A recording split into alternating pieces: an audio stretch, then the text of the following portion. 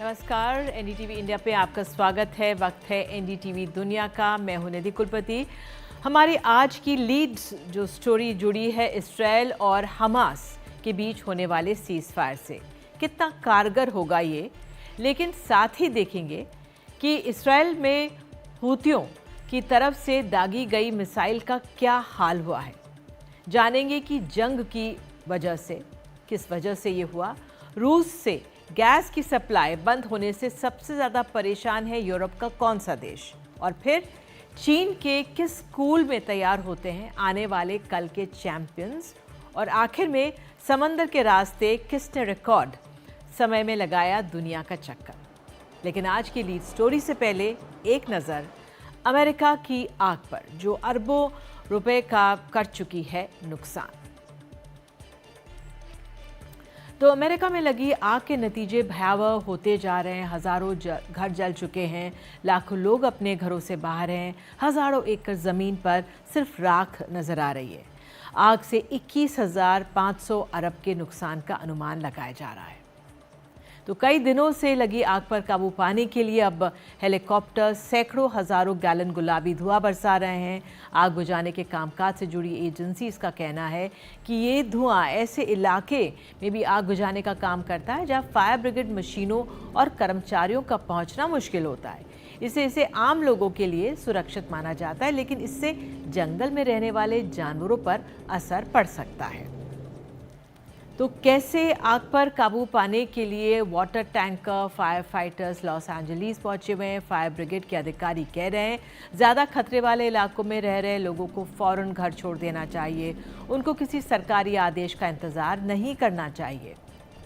और कई दिन से जल रहे लॉस एंजलिस में जो ताज़ा आग लगी है, उसकी शुरुआत सोमवार को ऑक्सनर्ड में नदी में सूखे इलाके से हुई, जो लॉस एंजलिस से तकरीबन 90 किलोमीटर की दूरी पर है।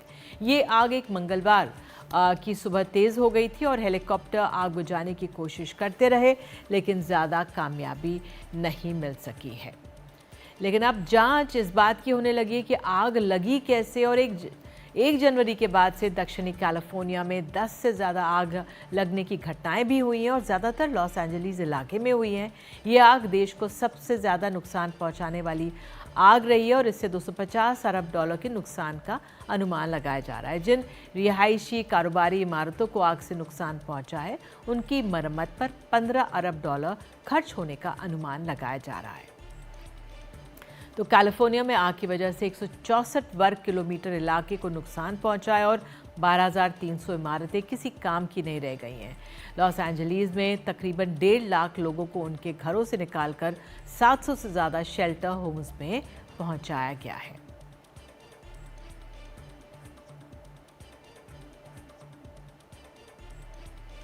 और अब आज की लीड स्टोरी।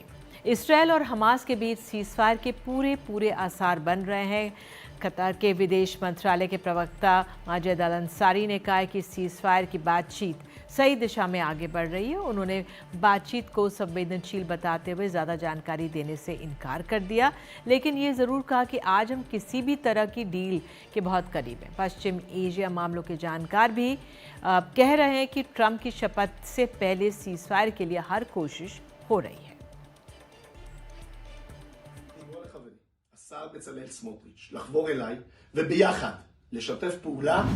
इजरायल के राष्ट्रीय सुरक्षा मंत्री इतामर बेन ग्वेर को लगता है कि सीज फायर हमास के सामने सरेंडर जैसा होगा।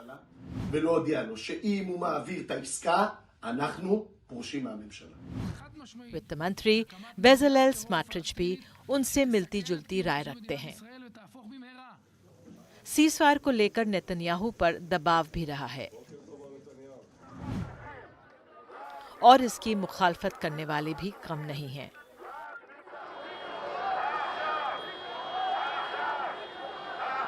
सीज़फायर की खबर फैलते ही सोमवार को यरूशलेम की सड़कों पर एक संगठन से जुड़े लोग उतर आए।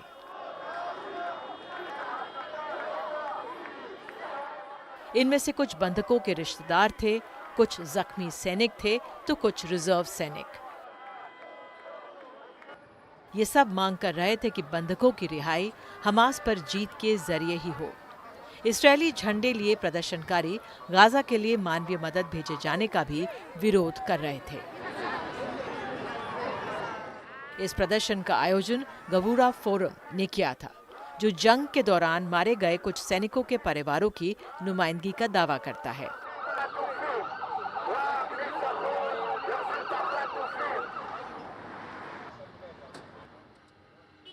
दूसरी तरफ मंगलवार को इस्राएली संसद के सामने कुछ प्रदर्शनकारियों ने मानव श्रृंखला बनाकर गाजा में बंधक सभी लोगों की रिहाई के लिए डील की मांग की।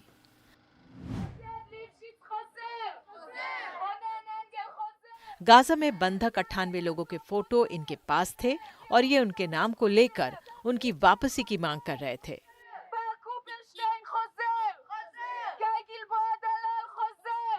सीज़फायर को लेकर विवाद कई बिंदुओं पर रहा है। हमास अस्थायी के बजाय पक्के सीज़फायर की मांग करता रहा है। हमास चाहता है कि इस्राएल फिलाडेल्फी गलियारे से भी हटे। ये गलियारा इजिप्ट गाजा सीमा पर जमीन की पतली सी पट्टी है। इस्राएल पूर्वी और उत्तरी बॉर्डर से लगते गाजा के इलाके में बफर जोन चाहता है। हमास 300 से 500 मीटर के बफर जोन पर सहमत रहा है, लेकिन इस्राएल 2000 मीटर का बफर जोन चाहता है। इस दौरान गाजा पर इजरायल के हमले भी जारी हैं। पूरी तरह से तबाह हो चुके गाजा को सीज़फायर से राहत मिलेगी, ऐसी उम्मीद की जा सकती है।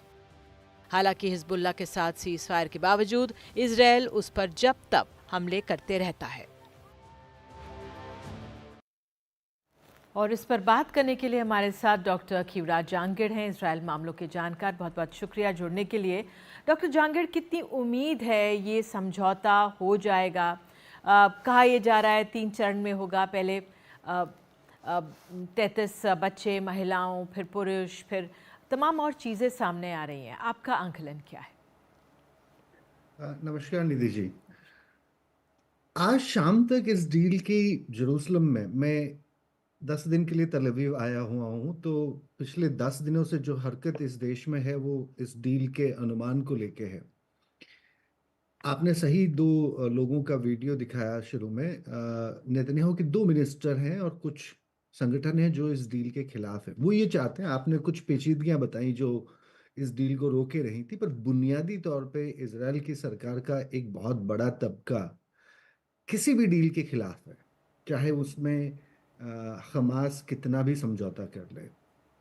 तो जो असल फैक्टर है इस डील के होने का पिछले 10 से 15 दिन में, वो है ट्रम्प। डोनाल्ड ट्रम्प की जो एक तरह से धमकी है, वो धमकी खास तौर पे तो हमास के नाम को लेके दी गई थी कि अगर हमास किसी तरह की समझौते की कवायद से बचता है तो उसके लिए बड़ा नुकसान होने वाला है। पर उतना ही दबाव नेतन्याहू पे डाला गया था। इसी शनिवार को अचानक डोनाल्ड ट्रम्प के जो स्पेशल एनवॉय हैं वो जेरूसलम आते हैं। शनिवार के दिन जब इजराइल के प्रधानमंत्री कोई ऑफिशियल मीटिंग किसी के साथ करते नहीं है, और उन्होंने उनसे कहा कि हम शाम को मिलते हैं जब बात खत्म हो जाएगी। पर जो ट्रम्प के अनुयायी थे उन्होंने दोपहर में ही प्राइम मिनिस्टर को दफ्तर तक बुलाया और दफ्तर में बैठ के उनसे बात करी और फिर कतर में जाके कल ये घोषणा करी कि अब डील होने वाली है। तो मेरे ख्याल से नेतन्याहू अब ट्रम्प से ज़्यादा एक तरह से अपनी राजनीति कर नहीं पाएंगे, जो उन्होंने बाइडेन के साथ ज़रूर करी कि सारा दोष हमास पे डाला गया। एक हद तक वो सही भी है कि हमास अपने आप में एक असमझौते की स्थिति बनाए हुए रखा था, पर मुझे लगता है ट्रम्प के ही फैक्टर से ये डील होगी और कल तक इसके अनाउंसमेंट होने की पूरी गुंजाइश है। आज रात भी हो सकती है। अच्छा, आज रात भी हो सकती है, बड़ी बात आप कह रहे हैं। फिर ये भी सवाल उठते हैं कि हिजबुल्लाह के साथ भी हुई, लेकिन फिर भी उसके बावजूद भी अटैक्स और हमले होते रहे, तो ये मजबूती से हो, इस पर भी चिंताएं हैं। देखिए, हिजबुल्लाह वाली डील बहुत आसान थी इसराइल के लिए। बुनियादी तौर पे उत्तरी इसराइल से लगता हुआ जो दक्षिणी लेबनान का हिस्सा है वहाँ से हिजबुल्लाह को हटाना था और उन्होंने बहुत कामयाबी से वो हासिल कर लिया। तो एक तरह से इसराइल के अंदर इसराइल के जो अतिवादी राजनीति वाले लोग हैं उनका भी अब हट बचा नहीं था लेबनान में। जो असल मुश्किल है हमास के साथ वो ये है कि हमास अभी तक लड़ रहा है। मैं पिछले 10 दिन से यहाँ हूँ और एक ही सप्ताह में इसराइल के 15 सिपाही मारे गए हैं। कल 5 सिपाही एक साथ मारे गए हैं उत्तरी गाजा में। एक सप्ताह में 15 सिपाहियों की उत्तरी गाजा में मौत इसराइल के अंदर बहुत बड़ा संशय पैदा कर रही कि हमने इतनी लड़ाई लड़के गाजा में क्या हमास को इतना मतलब छोड़ रखा है कि वो अभी भी एंगेज कर पाता है इसराइल की मिलिट्री को। और दक्षिणी गाजा से उन्होंने कुछ रॉकेट भी दागे। तो हमास कायम है। हमास के लड़ाके गुरिल्ला फाइट के जरिए इसराइल की आर्मी को गाहे बगाए एक सप्ताह में लड़ भी रहे हैं सामने आके, और वो रॉकेट भी छोड़ रहे हैं। तो इसराइल के अंदर इस बात का अब बड़ा मतलब एक तरह से कहिए कि हताशा है कि गाजा की लड़ाई का हासिल क्या है। और नेतन्याहू जाहिर सी बात है उस राजनीति के ज्यादा हामी हैं कि ये लड़ाई अभी बंद ना हो। बिल्कुल। डॉक्टर जहांगीर और आप ये हमारे लड़ाई साथ जी जी ट्रंप के जी ही जी दबाव में बंद होगी, हाँ जिसका मतलब बड़ा एक कहिए कि शुक्र मना सकते हैं। बिल्कुल डॉक्टर जहांगीर, आपने वहीं से रहकर इतनी महत्वपूर्ण बातें बताई और आज रात तक भी आपने एक तरह से कहा हो सकता है इस डील पर मुहर लग जाए, समझौते पर मुहर लगे। आप जुड़े हमारे साथ, बहुत बहुत धन्यवाद आपका। और आइए अब एनडीटीवी दुनिया में आगे बढ़ते हैं और अब वॉर जोन से जुड़ी हुई कुछ खबरों पर नजर डाल लेते हैं। यमन के यहूतियों की तरफ से दागी गई एक मिसाइल ने मध्य इसराइल के एक घर की छत उड़ा दी। वैसे और कई मिसाइलों को इसराइल ने इंटरसेप्ट कर लिया। हालांकि इनसे मलबे में कई घरों को थोड़ा बहुत नुकसान पहुंचा। किसी के हताहत होने की कोई खबर नहीं, लेकिन सायरन बजने के बाद कई लोग शेल्टर की तरफ भागते हुए जख्मी हो गए। इसराइल की सेना का कहना है कि एक और मिसाइल को इसराइल की सीमा में घुसने से पहले ही गिरा दिया गया। नेटो के महासचिव मार्क रूट ने बाल्टिक समुद्र में बिछे केबल्स की हिफाजत के लिए एक नया मिशन शुरू करने का ऐलान किया है। वो हेलसिंकी में नेटो से जुड़े बाल्टिक के देशों की एक बैठक में बोल रहे थे। उन्होंने बताया कि इंटरनेट का पर 95% ट्रैफिक समुद्र के नीचे वाले केबल से है और 13 लाख किलोमीटर केबल रोज $10 ट्रिलियन के लेन देन की गारंटी है। दरअसल बाल्टिक समुद्र के इलाके में रूस की बढ़ती गतिविधियों की आशंका के मद्देनजर फिनलैंड में ये बैठक हुई।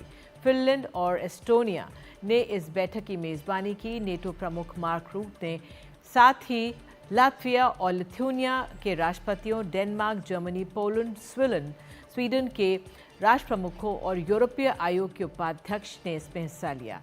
इन देशों को डर है कि समंदर के नीचे बिछे केबल काटने जैसी घटना हो सकती है। रूस और यूक्रेन के बीच चल रहे युद्ध में एक भारतीय के मारे जाने की पुष्टि विदेश मंत्रालय ने की है। विदेश मंत्रालय के मुताबिक मारा गया शख्स केरल का रहने वाला था। उसके शव को भारत लाने के लिए सरकार रूस से संपर्क में है। जंग में एक भारतीय जख्मी भी हुआ। घायल भारतीय को भी वापस लाने की कोशिश की जा रही है। फिलहाल मॉस्को के अस्पताल में उसका इलाज चल रहा था। यूक्रेन के रास्ते रूस से आने वाली गैस की सप्लाई थमने से स्लोवाकिया में सब कुछ थम गया है। गैस के दाम तकरीबन 3 गुना बढ़े हैं और आम आदमी कंपनियां सब परेशान हैं। स्लोवाकिया के प्रधानमंत्री रॉबर्ट फिको ने कुछ दिन पहले कहा था कि गैस की सप्लाई थमने से उनके देश को ही नहीं, यूरोपियन यूनियन को भी बहुत नुकसान होगा। स्लोवाकिया को 1.5 अरब यूरो और ईयू को 70 अरब यूरो का नुकसान होने का आसार है। स्लोवाकिया तकरीबन 3 अरब क्यूबिक मीटर जैसा गैस का आयात यूक्रेन के रास्ते रूस से करता रहा है।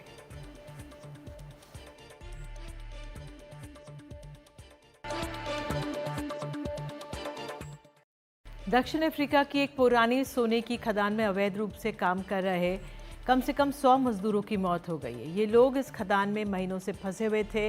नवंबर में पुलिस ने इन्हें बाहर निकालने की मुहिम चलाई थी। अभी तक 18 शव बाहर निकाले जा चुके हैं। अंदेशा है कि इनकी मौत की वजह भूखमरी या पानी की कमी थी। सोमवार को 26 लोगों को खदान से जिंदा बाहर निकाला गया। पुलिस का कहना है कि गिरफ्तारी के डर से बहुत से मजदूर बाहर निकलने से कतरा रहे हैं। अब भी अंदाजन खदान में 500 मजदूर हैं। अवैध खनन के लिए ये लोग खान में अपने खाने पीने का इंतजाम करके महीनों के लिए जाते हैं।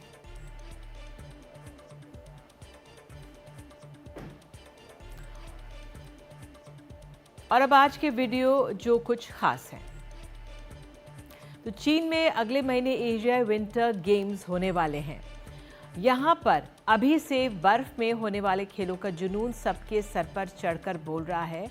हार्बिन का चिंगबिन प्राथमिक स्कूल, जहां से पिछले 40 साल में विंटर स्पोर्ट्स में 8 विश्व चैंपियन निकले हैं।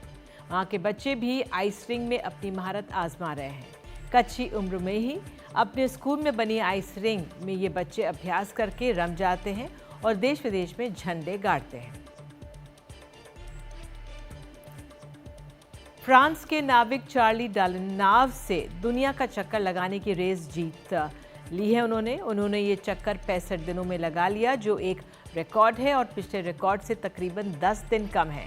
40 बरस के चार्ली डाल्टन ने अकेले ही पश्चिम फ्रांस के अटलांटिक कोस्ट से अपनी यात्रा शुरू की और 64 दिनों 19 घंटों और 22 मिनट बाद फिर उसी जगह पर पहुंच गए।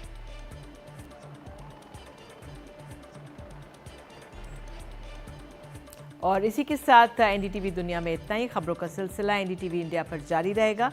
नमस्कार।